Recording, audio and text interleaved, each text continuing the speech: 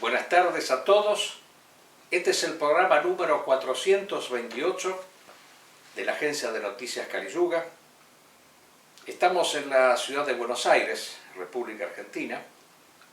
Hoy es 27 de abril del 2022 y me encuentro nuevamente con nuestro colaborador estrecho, Juan Manuel Garayalde, relatando las cosas relativas a esta guerra de civilizaciones que, bueno, yo quería hacer un breve repaso, ¿no?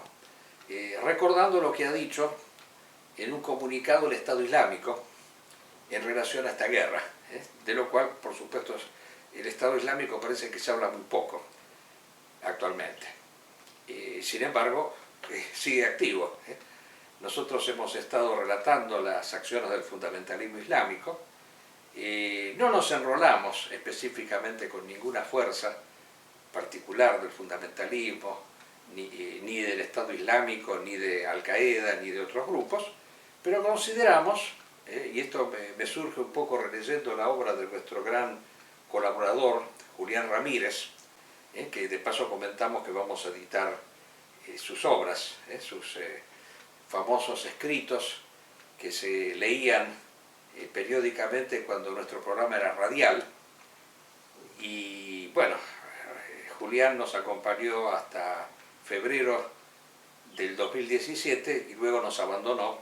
Era un hombre grande, tenía 83 años, así una persona mayor, pero es interesante releyendo sus textos, ¿no? el énfasis que él pone sobre esta fuerza que es el Estado Islámico, que ha tenido que padecer simultáneamente la acción contraria, pero de un vigor impresionante, de una rudeza y de una contundencia excepcional de parte de las principales fuerzas del planeta, en especial Rusia y los Estados Unidos, que los dos estuvieron unidos en su guerra, tanto en Irak como en Siria, para destruirlo. O sea, no tuvieron escrúpulos en destruir ciudades. Rusia destruyó Alepo. En este caso no era el Estado Islámico, sino eran otros grupos fundamentalistas como Al-Nusra, vinculado a Al-Qaeda. Y Estados Unidos se dedicó a demoler la ciudad de Mosul, que fue directamente pulverizada, y la ciudad de Raqqa en Siria.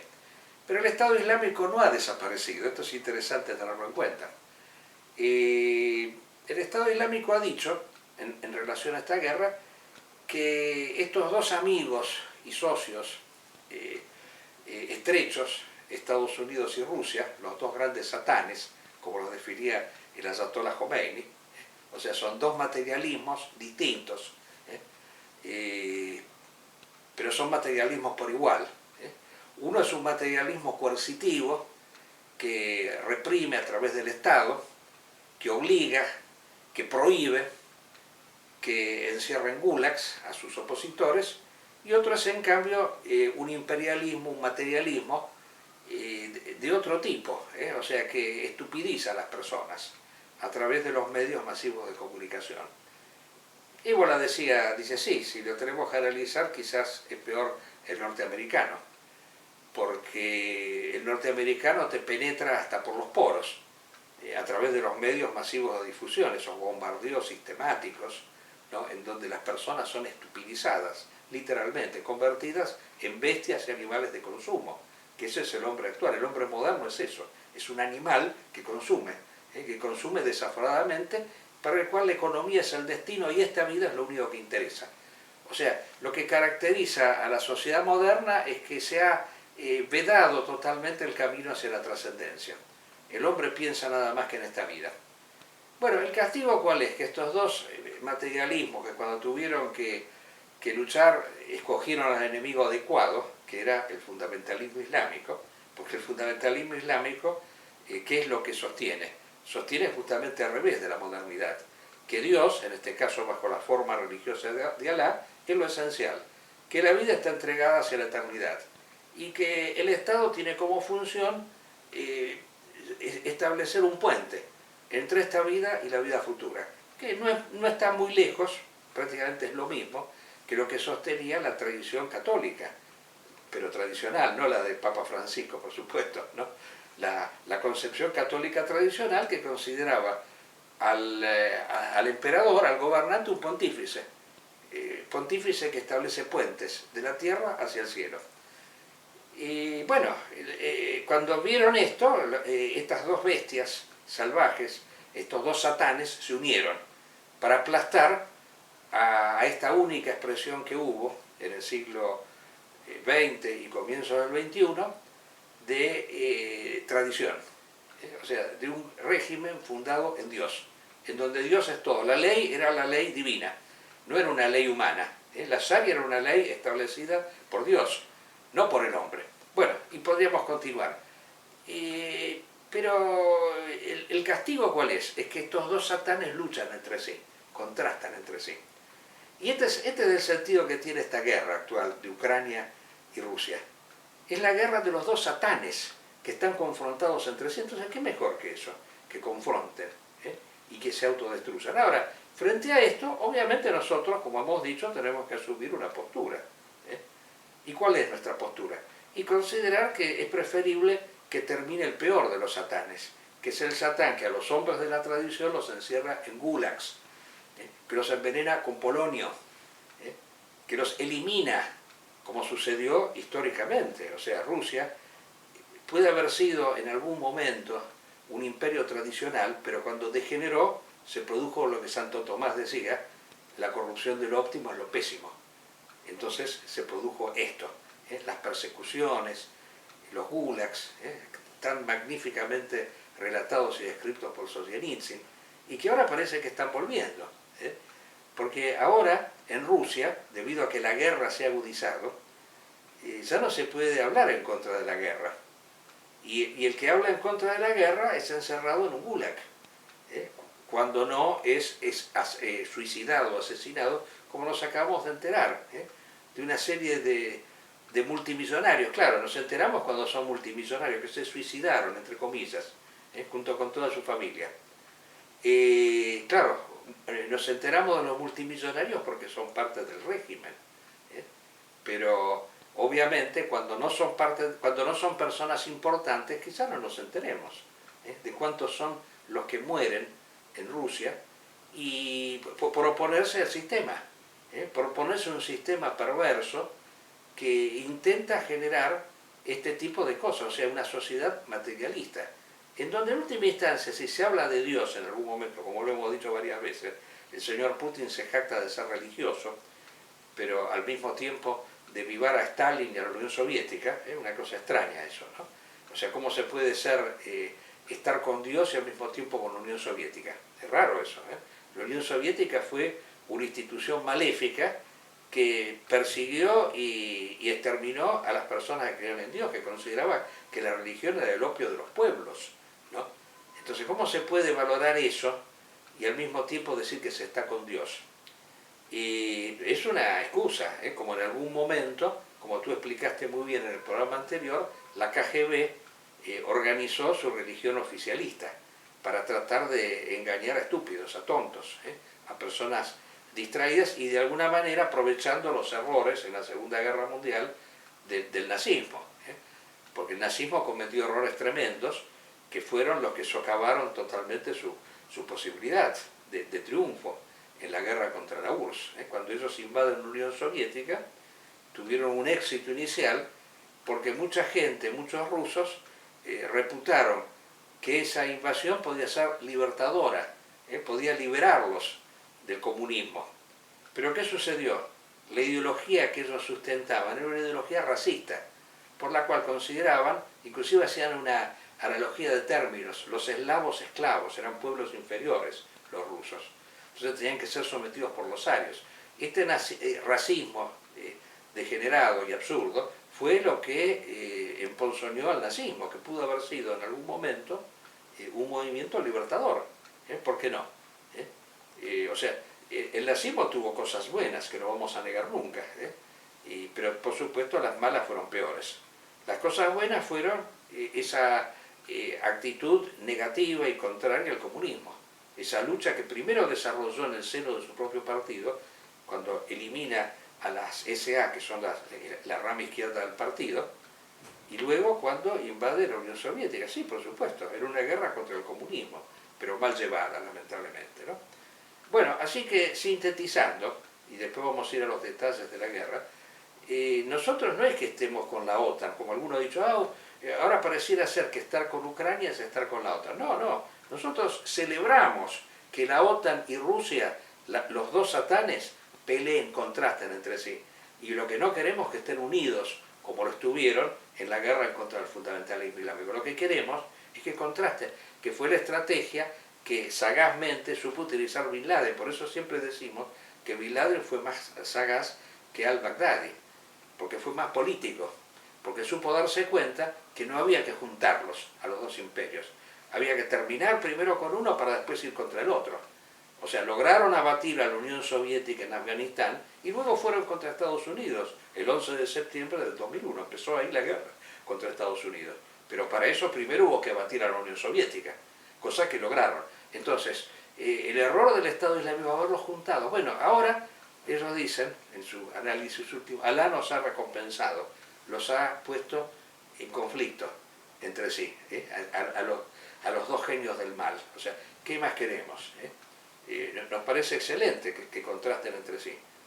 Y bueno, tú quieres decir algo, ¿no? Me parece que te veo así muy ansioso por decir cosas. Te pasé el texto, de paso hablamos del texto de Ramírez, yo te lo he pasado y comentamos acá a los amigos que vamos a editarlo, ya lo habíamos dicho en otro programa, pero ya está avanzada la edición, yo estoy corrigiendo los escritos y vamos a hacer un par de introducciones y Juan Manuel va a hacer una introducción.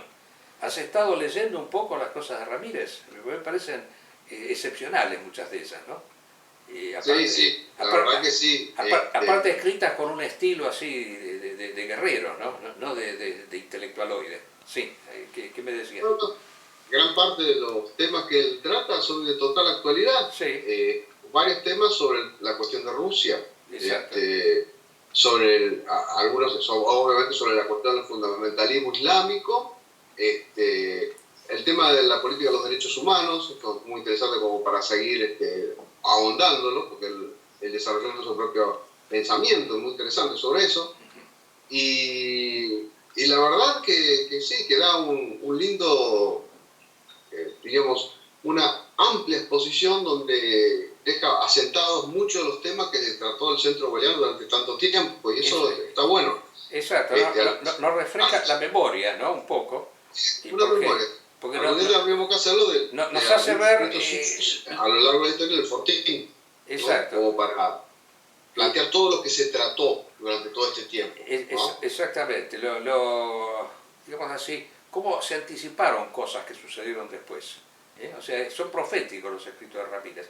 Aparte de que, como tú dices, habla del año 17, concentra la temática en la cuestión de Ucrania, antes del 17, del 14 en adelante. Por supuesto fue la famosa revolución por la cual Rusia pierde Ucrania, pero es muy interesante todo el planteo que hace, su crítica al nacionalismo principalmente, porque lo interesante de Ramírez es que él es un hombre que viene del nacionalismo, como yo. Yo he tenido mi etapa nacionalista, o sea, posiblemente los dos tuvimos una evolución similar, ¿no? Porque creo que él en su juventud estuvo en la izquierda también. Pero él transitó por el nacionalismo, por una rama diferente de la mía, estaba en el Partido de la Independencia, me acuerdo siempre, vinculado con la obra El Pensamiento de Rasuta, y aparece luego en esta etapa eboliana como un crítico contundente del nacionalismo, porque él está viendo en el nacionalismo una actitud moderna principalmente, una actitud que de alguna manera anticipa lo que es el liberalismo, porque un poco el nacionalismo considera que a través de esta idealización que hace del principio de la soberanía nacional, considera que si se deja a los estados actuar con total libertad en cuanto a su soberanía, automáticamente se consigue la paz y el bienestar universal. Lo mismo que dice el liberalismo después refiriéndose a la interacción de los individuos en el plano de la economía. O sea, para él es muy importante la idea de imperio, que viene de la época de los romanos. O sea, el imperio tiene que ser un poder que está por encima de las naciones o de las nacionalidades. El imperio que empieza en Roma sigue con el Sacro Imperio Romano-Germánico, porque en realidad la idea es que los hombres por su cuenta no consiguen realizar los bienes principales que son la paz y la justicia en el mundo, sino que se necesita una instancia superior. Ahora, obviamente, nosotros nos encontramos en la actualidad de que hay también otra postura que sostiene un poder universal, que es justamente esta doctrina de los derechos humanos, la ONU, todos estos grandes organismos multinacionales, que obvio, o sea, si uno los analiza desde el punto de vista estrictamente fáctico, algo de razón tienen, porque imaginemos que dejáramos al mundo actuar, a las naciones actuar con absoluta libertad, especialmente en esta época en la cual se han llegado a tener en disposición ciertas armas que pueden llegar a destruir el planeta, ¿no? Y tiene que haber como una especie de poder universal que controle cuando los excesos que puedan cometer ciertos estados. Es lógico eso, me parece una cosa normal eso. Lo que pasa que lo que está en discusión, y esa es la idea principal de Ramírez, no es tanto la idea de un poder universal, de un imperio, sino el tipo de imperio que hay. O sea, si el poder universal está basado en valores materiales, economicistas, como ahora, obviamente es contraproducente, vamos a estar en contra, pero no vamos a estar en contra del principio del imperio universal, porque es indispensable, es necesario. Sí, adelante. Y además hay como una consecuencia natural. Cuando el imperio entra en crisis, comienza una crisis, sobreviene una desintegración, ahí viene una edad media. Es lo que pasó con el Imperio Romano. Los excesos de los últimos emperadores, la guardia pretoriana que continuamente era comprada para sostener emperadores, o sea, hubo un proceso de corrupción, que lo habló muy bien San Agustín en la Ciudad de Dios, un proceso de corrupción que llevó a la caída del imperio, no al ideal, y de ahí sobrevive una edad media. ¿Qué es lo que hoy presenciamos con la ex Unión Soviética? Justamente esa corrupción, ya con un sistema mal constituido, o sea, ideológicamente con falencias gravísimas desde el punto de vista tradicional, hoy está afrontando ese imperio, una edad media. Y hay un tiranuelo, como este señor Putin, que quiere sostener estos pedazos, que evidentemente hay un proceso natural de desintegración para que, Dios mediante, haya un proceso de unificación nuevamente. Pero para eso tiene que desaparecer hasta la última célula de putrefacción de lo que fue el sistema soviético. Y es lo que está intentando que no muera. Lo mismo va a pasar con Estados Unidos. Y no por nada Estados Unidos, donde trata de solucionar un problema, termina generando otros.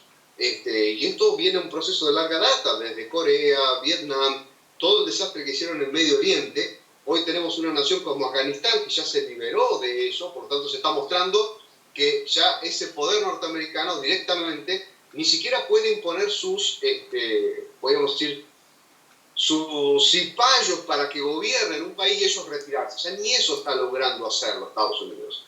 Entonces estamos ante una nueva edad media. El problema es que cuáles son los valores y los principios que nuevamente tienen que unificar las naciones. Y en eso tenemos que trabajar. Pero es indudable que estos mundos bipolares de grandes bloques deben tender a desaparecer. Exacto. Lamentablemente, ideológicamente, se habla de un multipolarismo, quieren de vuelta ese sistema de bloques. Y no puede. O sea, tenemos que ir a una desintegración de cualquier idea política moderna. Exacto. Tenemos que arrasar con eso. Tiene que desaparecer estas dos grandes anomalías que son la Rusia, que es la heredera de la Unión Soviética, se tiene que desintegrar, la Federación Rusa tiene que desintegrarse. Lo mismo que con el tiempo tiene que llegar a desintegrarse los Estados Unidos, que son las dos grandes anomalías históricas. Y bueno, quizás esta guerra pueda servir para eso, porque vemos, ya yendo al detalle, que se está profundizando el conflicto. Incluso yo hasta diría, ¿cómo nos damos cuenta de eso? Bueno, por el lenguaje que se está utilizando, ¿no? Porque llama poderosamente la atención en el caso tanto del lado de Putin como del lado de Estados Unidos. ¿Eh?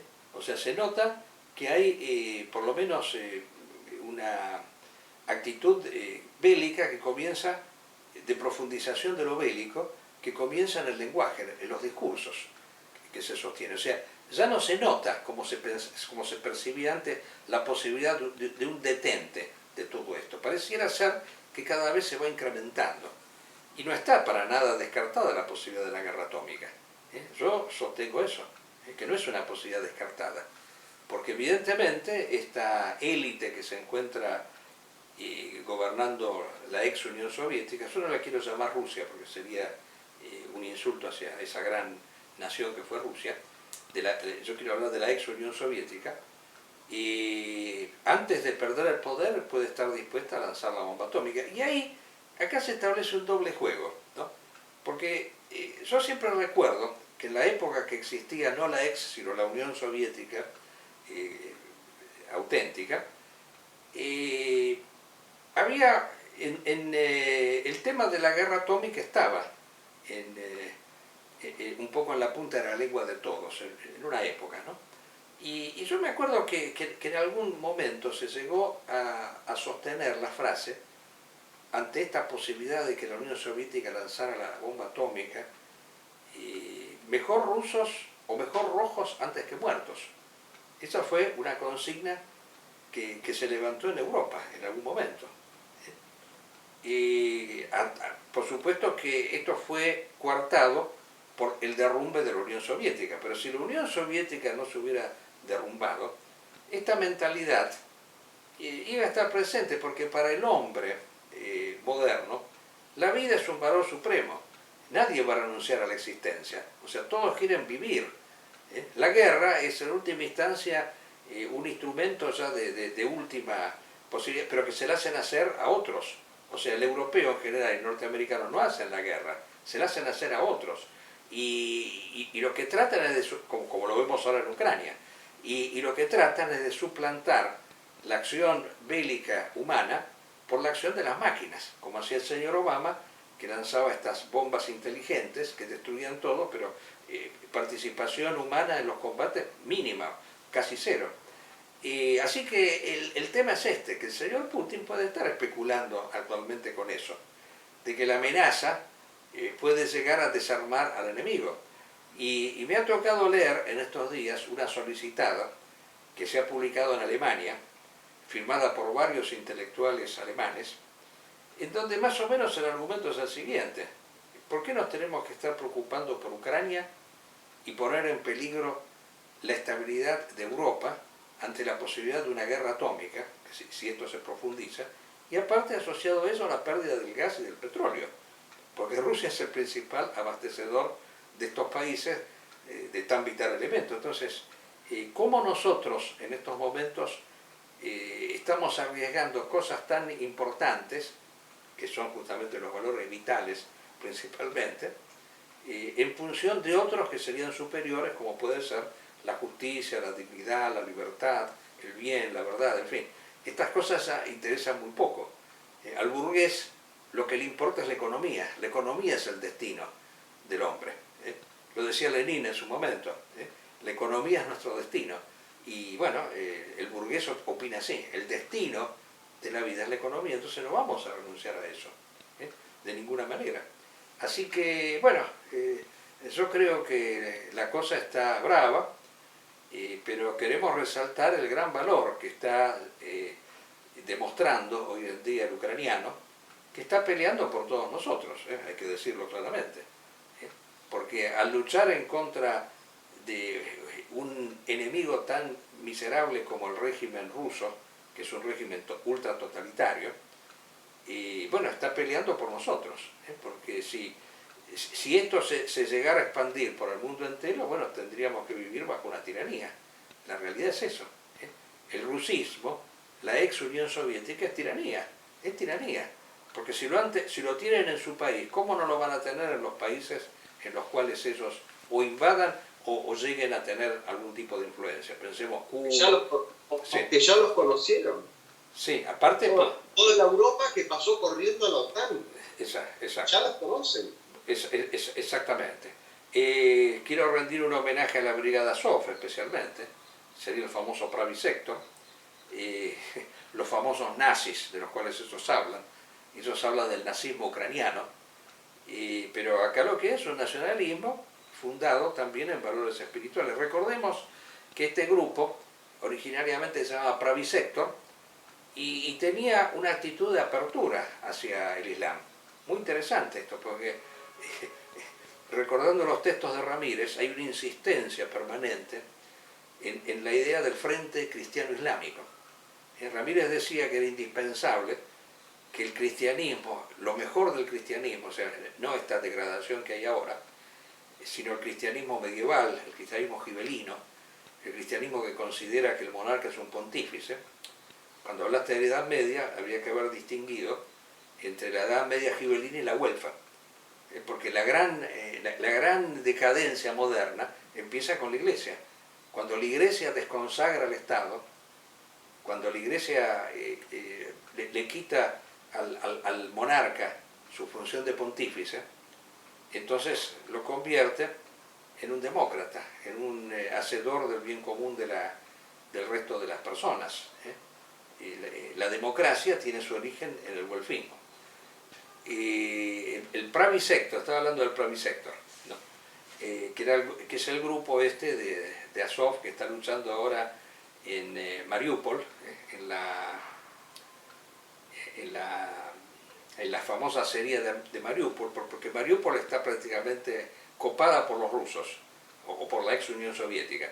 Y los únicos que quedan ahí resistiendo son los que se han concentrado en la serie de Mariupol, que son miembros del Pravý Sektor o Brigadas Azov, tienen esos nombres. Bueno, los jefes, la élite del Pravý Sektor, especialmente este líder Yarosh, estaban muy estrechamente vinculados con el Emirato Islámico del Cáucaso, que fue esa fuerza fundamentalista islámica que luchó, que estaba en Chechenia, en Gusetia y Dagestán, luchó hasta la muerte en contra de Rusia, de la ex Unión Soviética.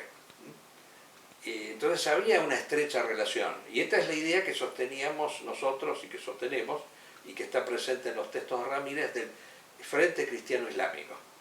La idea es esa, o sea, el cristianismo en su origen gibelino está estrechamente vinculado con el Islam fundamentalista, pues ambos sostienen la primacía de lo sagrado sobre lo profano, que el Estado no es simplemente un ente encargado de llenarle la panza a las personas, sino de elevar el hombre hacia la eternidad. El Estado tiene una función que es la de rectificar al hombre, o sea, convertirlo de individuo en persona. ¿Y qué es la persona?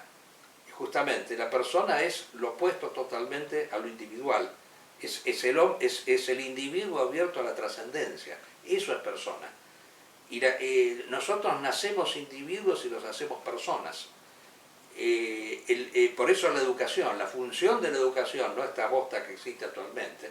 Después quería comentar algo antes del programa de esto que ha pasado ahí en el municipio de Morón, ¿viste eso de la droga? No sé si te enteraste eso. Quería decir unas palabras de eso. Bueno, pues tiene que ver con la educación, que hay 5 escuelas que suspendieron las actividades educativas para ir al Festival de la Renga. No sé si sabías eso. La Renga, para los que no lo saben, es un grupo, no sé, cumbiero, no sé ahora, rapero, no sé cómo llamarlos, ¿no? Simplemente ahí me quedó el nombre de la Renga, ¿no? Porque ponerle ese nombre a un conjunto, la Renga, los violadores, todos nombres sórdidos le ponen a los grupos, porque es el culto por los sórdidos, o sea, estamos en un periodo así de decadencia, de disolución. Así que yo quería decir algo de eso al final, pero sintetizando esto que estábamos diciendo, la función del Estado es esa, la de elevar, la de rectificar al hombre, la de convertirlo en persona. Por eso es indispensable, es tan indispensable el Estado.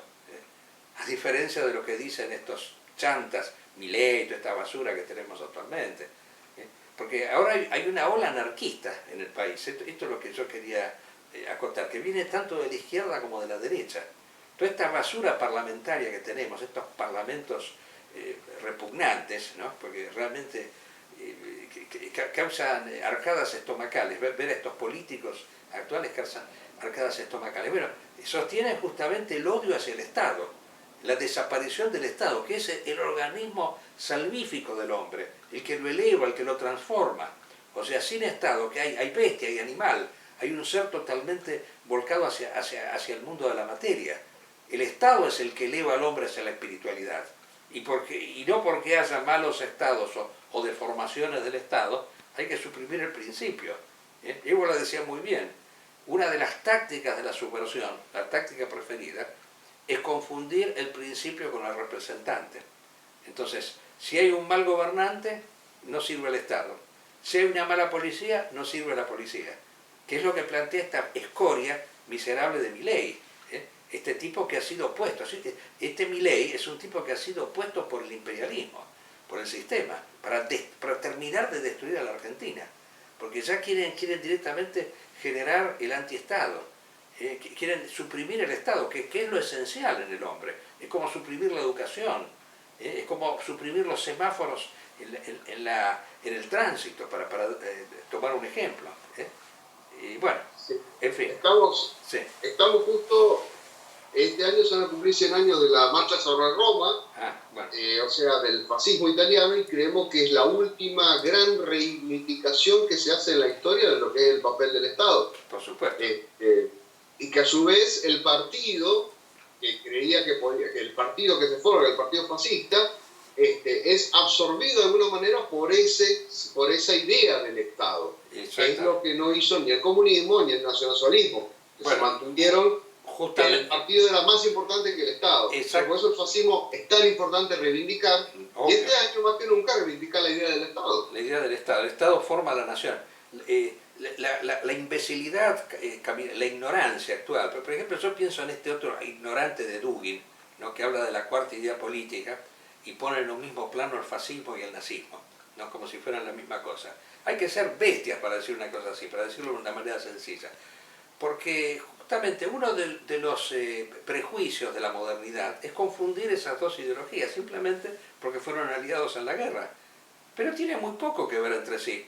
Porque amén de ciertos aspectos como el racismo, en el fascismo había muchos judíos, por ejemplo, para citar un ejemplo, ¿no? Hay una famosa película que muestra, creo que se llama El jardín de los Finzi Contini, ¿no? Que muestra cómo en sus orígenes en el fascismo había judíos también. Así que no era un movimiento antisemita. Pero dejando de lado ese detalle, la idea principal del fascismo es que el Estado forma a la nación. Esa es la idea principal del fascismo. Por eso nosotros reivindicamos esa ideología.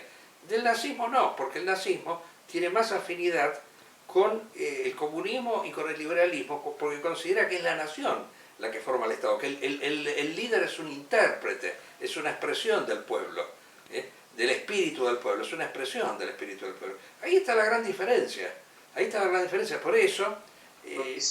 la herencia del romanticismo.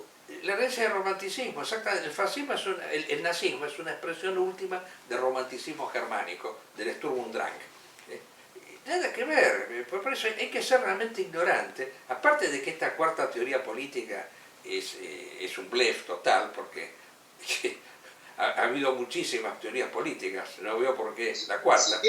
Si quiere trato lo más pronto posible de hablar ese tema tema de la geopolítica, ¿no? La geopolítica me interesa, sí, porque te estoy cortando el tema que vos ibas a desarrollar. Trato de hacerlo lo más rápido y... No, desarrollarlo como pensás, sí. Bueno, yo tuve una etapa de mi vida donde me leí casi todos los principales libros de geopolítica que se habían editado acá en Argentina y muchos que se tradujeron, de grandes geopolíticos como Golberio Couto da Silva de Brasil, el almirante Mahan, que fue uno de los primeros libros que se concibió de lo que sería la geopolítica ya del siglo XX. Acotémosle al oyente que sos licenciado en Ciencias Políticas. Claro, bueno, Ahí está. Bueno, ahí hay un tema interesante. Quien acuña la palabra geopolítica era un profesor precisamente de la carrera de ciencia política, era sueco, Rudolf Kessler, que escribió un libro que se llama El Estado como manifestación de la vida. Él entendía esta nueva palabra que él crea, que es geopolítica, que está al servicio justamente de la ciencia política y principalmente del Estado. Del Estado. Si me permitís una pequeña acotación para vincularlo con lo que acabamos de decir. Vos lo citaste por Dugin, porque hoy en día el gran expositor... Porque ahora todos son geopolíticos todos son y la geopolítica exacto, hoy nos estaría diciendo que Rusia tiene que ganar. Exacto, en el programa anterior hicimos alusión al señor Pinkler, que estaba permitiendo, fomentando en su curso, en su academia, un curso de geopolítica, o sea, de propaganda del imperialismo ruso. Sí, adelante, sí. Entonces ahora vas a explicar lo que... Hay una idea general que ya viene hace bastante tiempo, de que quieren hablar de la geopolítica, ¿no? Y cruzarla, ¿no? Cruzarla con elementos de corte tradicionalismo. Pero hay que ver cuál es el origen de la geopolítica para ver, entonces, si podemos no relacionarlo con el tradicionalismo. Y desde el vamos, la geopolítica nace de la geografía política. Pero Kessler quiere darle una importancia mayor. Quiere como que está al servicio de la teoría del Estado. Pero luego vienen otros que continuamente ven esto como algo, un logro interesante, y ya empiezan a hablar de que la geopolítica es ciencia, con todo lo que la palabra esta implica. La ciencia, una de las características que tiene, es que puede prever acontecimientos. Entonces, por eso, para muchos de los que hoy prevén tantas cosas del papel de Rusia en el mundo, etcétera, etcétera, es justamente porque están, de alguna manera, enlazados con esta idea de que están frente a una ciencia que le da datos certeros y concretos. Bueno, graciosamente, uno de los más famosos geopolíticos de la historia, que fue Karl Haushofer, nunca la definió como ciencia. Todo el mundo sí, todo el resto sí, menos Karl Haushofer. Él termina diciendo, la geopolítica debe ser la conciencia geográfica del Estado. Conciencia geográfica del Estado. Y esta dice así, la geopolítica se convierte en la doctrina de un arte. O sea, no es una ciencia exacta, no es algo que me pueda definir concretamente un procedimiento. Y el mismo Haushofer se equivocó en muchos de sus pensamientos de futuras alianzas que podría tener Alemania. Su principal error fue justamente el tema de las potencias navales. Terminó siendo aliada de Japón, que para arreglarla dicen que era un país insular.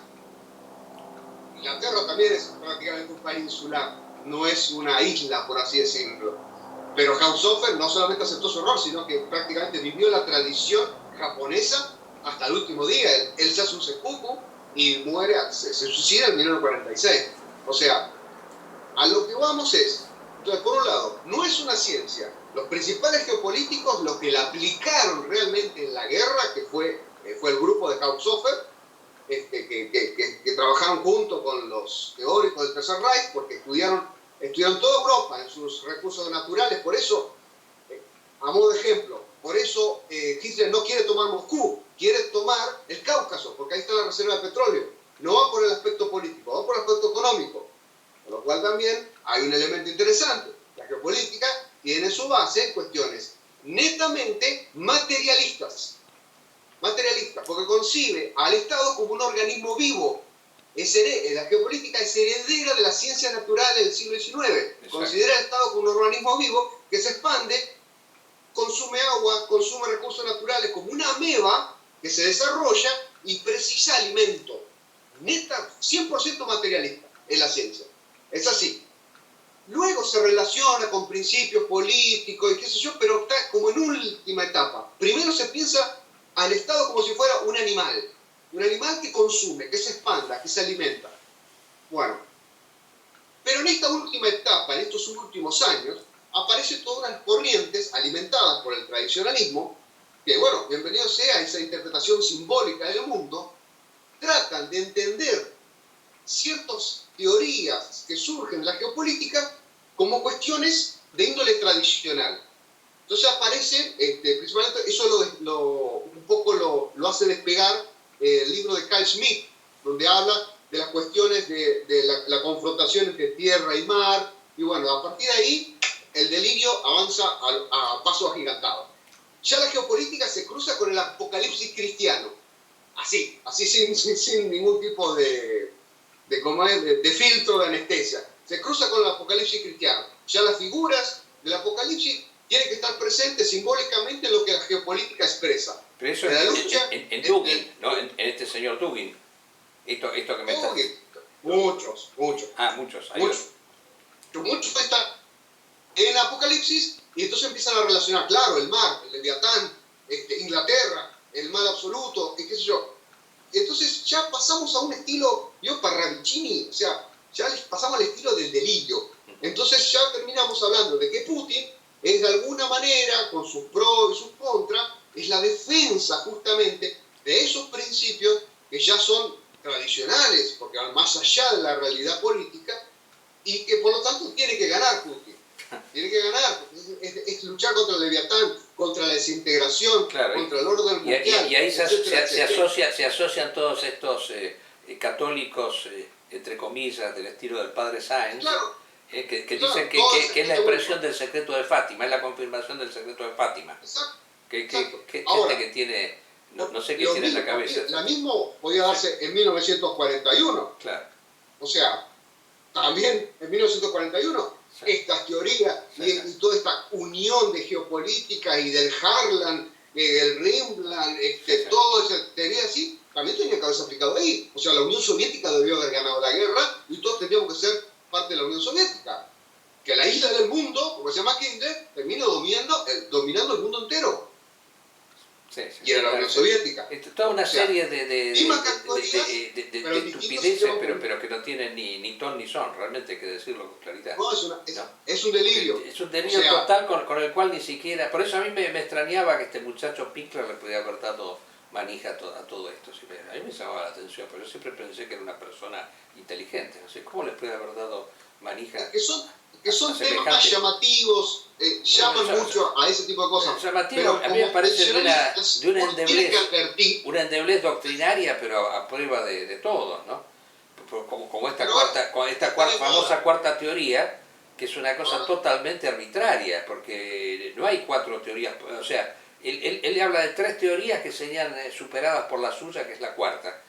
Tres teorías políticas que serían el fascismo, que lo adosa al nazismo como si fueran lo mismo, el comunismo y el liberalismo. Mentira, si la doctrina social de la Iglesia, la socialdemocracia, hay un montón de doctrinas políticas. O sea, ¿cómo se puede ser tan ignorante como para sostener una cosa así? Realmente, hasta el diario La Nación sacó un artículo diciendo... Es un operador del sistema que utiliza las ideas en función de los intereses de sus gobernantes. Sí, realmente. Y por último yo quería decir algo, ¿no? Estamos prolongando mucho el programa, pero yo no sé si vos tenés algo más que agregar a lo tuyo, ¿no? Bueno, yo quería decir algo con respecto a este tema de que Putin está contra los homosexuales, que está con la familia tradicional, más o menos parecido a lo de Trump, ¿no? Toda esta gente que lo apoya a Putin antes lo apoyaba a Trump, ¿no? Salvo una excepción, ¿no? Yo quiero citarlo acá, este muchacho, bueno, que ahora ya no es muchacho, es un hombre grande, más o menos como yo, Biondini, ¿no? Que ahora sacó un afiche, una comunicación apoyando a los ucranianos en contra de Rusia. A mí me llama la atención esto, porque desde ya que me parece bien que haya asumido esta postura, pero ¿cómo se compagina esto con sus anteriores apoyos a Rusia cuando bombardeaba Siria, ¿no? A Trump, que es prácticamente el Putin de Estados Unidos, y para colmo Marine Le Pen, que es la propagandista de Putin ahí en Europa? Porque Marine Le Pen, si bien no dice abiertamente que ella está con Putin, pero sostiene cosas que si ganaba ella, Putin tenía una ventaja bárbara porque Francia no iba a intervenir en el conflicto, se iba a mantener ajeno al conflicto. Entonces, indudablemente era la candidata indicada para Putin. Bueno, ¿cómo se explica esto? Porque este señor había sacado así afiches diciendo que él era el continuador de Trump y de Marine Le Pen. Bueno, yo quiero llegar a lo siguiente, ¿no? ¿En qué se asemejan todas esta pseudo derecha, que no es derecha? En el hecho de que son personas que tratan de consolidar el sistema. Porque a mí que me interesa que una familia tradicional y que no haya homosexuales en un régimen materialista y economicista como este, donde la economía es el destino. Yo me tengo que preocupar porque Estados Unidos, los norteamericanos que no consuman cocaína cuando ellos tienen otra forma de drogarse, que es el consumismo extremo, y todas estas degeneraciones que existen en los Estados Unidos. ¿Me tiene que preocupar eso a mí? Me tiene que preocupar que no haya homosexuales en los Estados Unidos o en Rusia. A mí eso no me preocupa, para nada, al contrario. Yo lo que deseo es que estos países desaparezcan. ¿Cómo vamos a estar apuntalando un cadáver? ¿Cómo vamos a estar aceptando un tipo que decía, como Trump, yo quiero que Norteamérica vuelva a ser grande? Y eso es nacionalismo. O sea, ¿cómo puede ser un nacionalista argentino que apoye a alguien que dice que quiere que Norteamérica vuelva a ser grande? No, nosotros queremos que vuelva a ser, que deje de ser, que sea pequeña, que desaparezca Estados Unidos, no que vuelva a ser grande, al revés exacto. Porque sería lo mismo que haber dicho, cuando era la guerra de las Malvinas, que la señora Thatcher era muy nacionalista, por supuesto, era tremendamente nacionalista, pero ese nacionalismo era enemigo de nuestro nacionalismo. O sea, no es lo mismo el nacionalismo de un país opresor, degenerado como los Estados Unidos, que el nacionalismo que puede sustentar un país vinculado con una tradición cristiana, católica, hispánica. No es lo mismo eso. Entonces, indudablemente, a mí el hecho de que Putin sostenga que hay que combatir los homosexuales no me va ni me viene, al contrario, preferiría que haya muchos homosexuales ahí. Porque entonces, si hay mucha degeneración, ese imperio va a decaer. Va a decaer. Es preferible que los vicios y las enfermedades sobrevengan en aquel que es un gran enemigo nuestro, o sea, que se destruya. No vamos a estar sosteniendo que se desarrollen esos valores ahí adentro, desde ya. No sé si estás de acuerdo con este punto de vista o es demasiado... alguien me criticó, dice, qué poco cristiano que es eso. No, yo no sé, no me parece poco cristiano. Yo lo que quiero es que desaparezcan esto.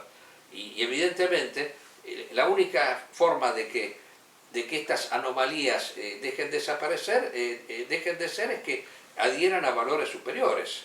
No simplemente que defiendan sus intereses. Ahí está el tema. Bueno, no sé si tenés algo más que agregar sobre lo de... Yo quería decir dos cositas para nuestro público. Porque este país, alguien decía, hay una vieja historia, ¿no?, de que cuando Dios creó el mundo, primero creó la naturaleza y después lo hizo con las naciones, ¿no? Y cuando le tocó el cono sur, o sea, primero creó el Uruguay, después creó el Paraguay, no sé si la conocés la historia, después creó Chile, y finalmente le tocó el turno a la Argentina. Entonces todos los vecinos empezaron a decir, dice, ¿desde cuándo? ¿Dónde está la justicia acá? Dice, ¿cómo puede ser que a nosotros nos das tan poco y a la Argentina les das tanto? Porque la Argentina, desde el punto de vista de la geografía y de la economía, de las riquezas, es mucho más que todos esos países. Y entonces Dios les dijo, bueno, sí, esperen que ya van a ver, para compensar les voy a poner los habitantes que tienen. ¿No? Esa es la realidad. O sea, acá estamos prácticamente corrompidos, deshechos, porque el tema principal de la Argentina es que los políticos, en vez de haber mejorado la población, porque supongamos que sea cierto el cuento, entonces un gobernante decente tiene que mejorar al pueblo, hacerlo más virtuoso. No, al contrario, acá lo que se trata es de fomentar todos los vicios del pueblo. Como decía Perón, el gran demagogo argentino, lo mejor que tenemos es el pueblo argentino. No, yo creo que es lo peor que tenemos el pueblo argentino, porque es un pueblo que ha sido degenerado por los políticos. Y fíjense ustedes hasta qué límite llega la degeneración. en el municipio de Morón han publicado un folleto, creo que en ocasión de alguna fiesta de estas danzantes, estas porquerías que existen, en donde les explican a los jóvenes cómo consumir droga. Dice, si van a consumir cocaína, no tomen de golpe, vayan tomando de a poquito, hasta que les aguante el cuerpo. Bueno, esto tiene una explicación, indudablemente, no somos idiotas. Estos políticos quieren ser votados, ¿y qué hacen ellos para que se los voten? Han empezado primero a poner el voto a los 16 años, o sea, todos estos adolescentes a los cuales se droga, los políticos drogan, porque la realidad es esa, son los que después los van a votar. Entonces ahí está la demagogia que hacen, o sea, fomentan la droga, que saben que a los chicos jóvenes les gusta, porque no tienen conciencia real del problema, para que después los voten. El problema pasa por ahí. O sea, a ellos les importa un bledo la salud de la población. Lo que quieren es ser votados exclusivamente. Entonces, la desgracia es esa. O sea, ese pueblo que ha sido, digamos así, creado por un Dios que quiso compensar las cosas, ha sido degenerado más todavía por los políticos. Yo creo que quiero llegar a esto. No es como decía Perón lo mejor que tenemos, es lo peor. Entonces se necesita una élite que lo corrija, que lo cure. Y acá tenemos élites que lo enferman más todavía. Esa es la reflexión que hago. No sé si querés agregar algo al respecto. Ahora, no, yo quería agregar algo, perdón. Dentro de poco van a sacar una consigna, porque ellos explicaron que esto lo hicieron para evitar males mayores, para evitar sobredosis, para que se mueran de una sobredosis, entonces les explican cómo drogarse para no llegar a morirse de una sobredosis. Y bueno, dentro de poco va a haber también un memorial para las personas que van a violar, porque si cuando violan lo hacen con preservativo, no dejan embarazada a la persona violentada. Le pueden hacer esa recomendación también, ya que estamos. Bueno, no sé si querés agregar algo al respecto. No, la verdad que solamente con ver las noticias uno ve el nivel de bajeza que tiene el dirigente argentino, que el dirigente argentino nace y vive de este pueblo.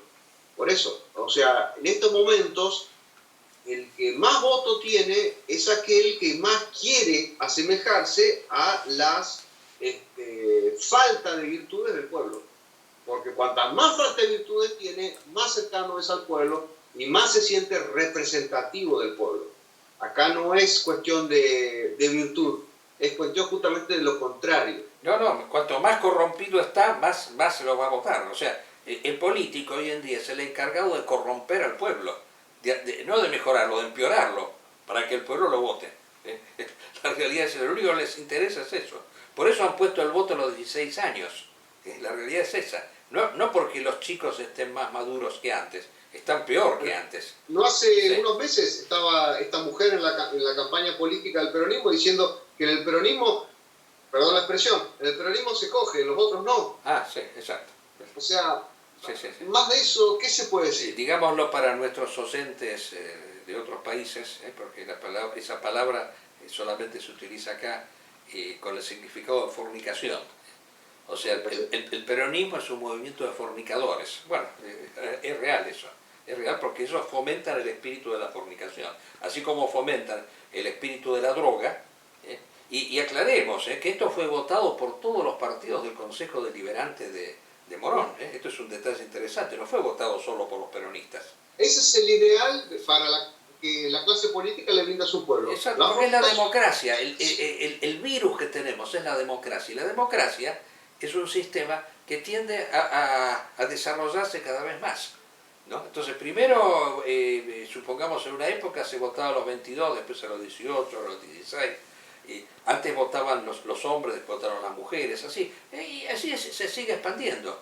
Dentro de poco lo que va a suceder es que cuando un recién nacido nace, antes de cortarle el cordón umbilical le van a dar una boleta electoral, para que vaya aprendiendo ya de lo que es la democracia. Bueno, la democracia es la droga principal, esa es la conclusión que hay que sacar. Bueno, hemos hablado más de lo acostumbrado, pero realmente la situación está que arde en todas partes.